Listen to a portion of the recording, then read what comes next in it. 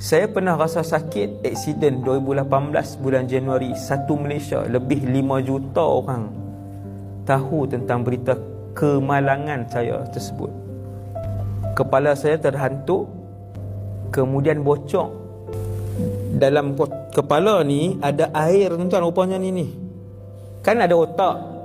Otak tu, cecair itulah yang mengawal otak tu. Dia bagi stabil.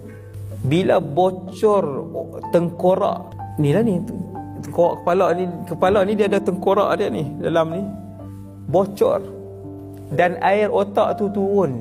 Saya pernah rasa yang otak tu beberapa hari, berbelas hari, dia turun ke hidung, mulut, sampai penuh mulut, sampai kena ludah. Waktu tu retak di sini, ini patah, ini retak mata kelabu yang ni bocor. Saya tak tahu nak sakit yang mana waktu tu. Bila saya bangun tu tak tahu nak sakit yang mana. Tidur melentang tak boleh, duduk tak boleh, berdiri tak boleh, mengiring tak boleh.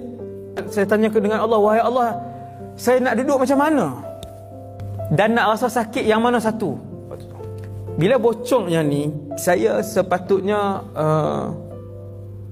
apa dia panggil apa? Collapse apa ni? Lumpuh tak boleh gerak. Tapi saya boleh bangun. Mana dia bangun. Dan saya yakin yang tu adalah daripada doa sekian ramai manusia, umat Islam di Malaysia.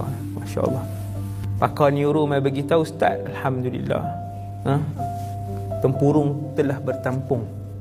Tempurung tu telah disambung. Macam mana Allah sembuhkan dengan keajaiban doa orang ramai, subhanallah, yang berdoakan kesembuhan saya lah waktu tu.